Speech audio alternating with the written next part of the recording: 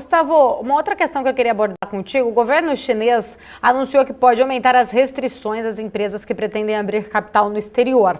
Na semana passada mesmo, o aplicativo Didi sofreu retaliações ali, né, após um IPO nos Estados Unidos.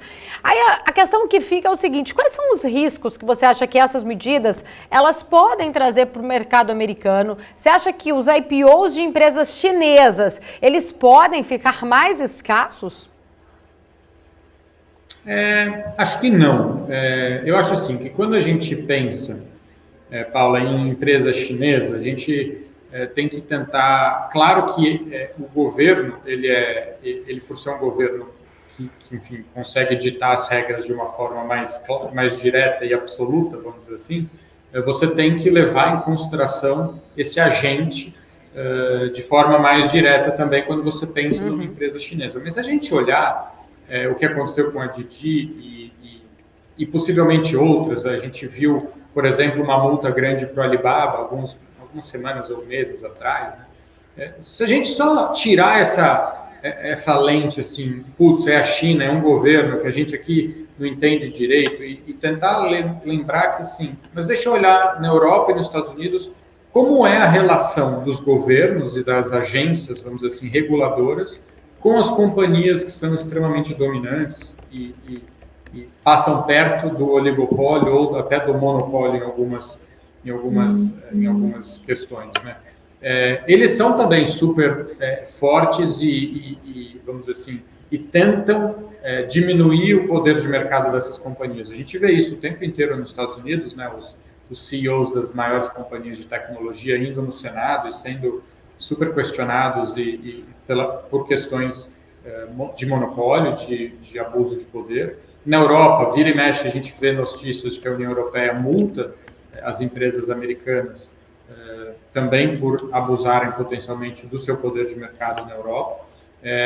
Nos Estados Unidos, Biden, na semana passada, lançou uma diretiva de aumento de competição. Então, isso é um tema. As empresas dominantes, que eu estou falando aqui, elas, em geral, elas têm essa questão com os governos que têm uma agenda de tentar manter a competição o mais aberta possível. Então, na China não é diferente. O que eu acho que é óbvio que é o que aconteceu na Didi, é de uma forma, às vezes, muito forte, né? Mas é o governo, no final das contas, tentando, do jeito dele, com a agenda dele, que não é destruir as empresas locais, ao contrário, o governo chinês certamente tem todo o interesse que as empresas chinesas sejam bem-sucedidas, mas é o jeito dele controlar a questão de, por exemplo, no caso da Didi, de informação, de segurança da informação, que ela tudo bem ela ser quase um monopólio da questão de, como Uber, né, da questão de viagens e de levar as pessoas com os seus motoristas, mas ela também tem muitos dados. Então, eu vejo assim, é mais um processo de um país que tem muitas companhias que estão sendo muito bem-sucedidas e estão sendo muito dominantes, olhando para isso e tentando estabelecer limites. Agora, claro, assusta quando o governo vai de uma forma super forte, pega uma empresa com acionistas, vamos dizer, do mundo todo e simplesmente coloca, né, uma restrição, tira das lojas e tal, mas foi parecido com o que o Trump fez, por exemplo, ou tentou fazer com as companhias chinesas, com a ByteDance, alguns meses atrás. Então, eu acho assim que é um mundo que os governos, no final, olham para as empresas muito dominantes e tentam fazer com que elas sigam competindo de forma justa e não abusando do seu poder.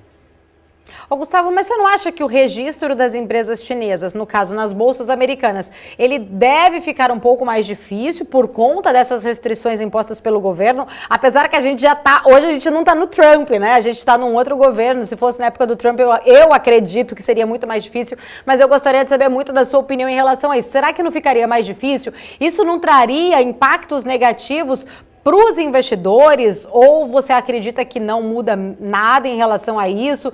E quais seriam as perdas que poderiam ter, né, caso, né, isso realmente aconteça? E que medidas, né, que possam, né, como que essas medidas possam aí acarretar, aí, influenciando isso para os investidores, na sua opinião? Tá, primeiro vou separar a pergunta em alguns temas. A questão Trump-Biden, eu acho que ela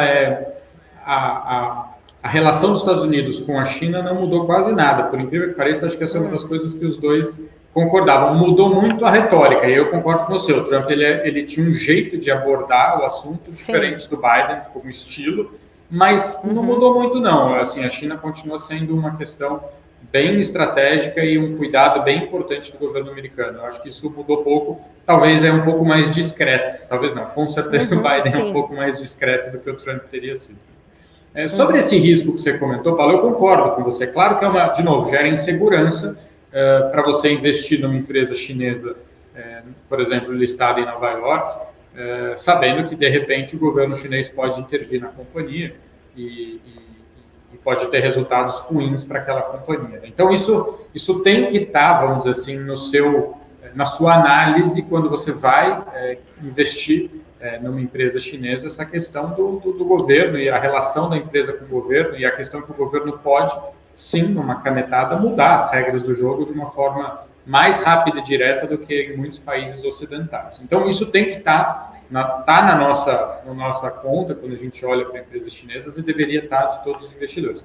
A questão é simplesmente também, e aí como se proteger disso, eu vou voltar, meio repetitivo, eu sei mas é a diversificação, é você não ter tudo de um jeito só. Então, é claro que tem oportunidades incríveis de empresas chinesas, mas eu não gostaria de ser um fundo de investimento que só pode comprar empresas chinesas.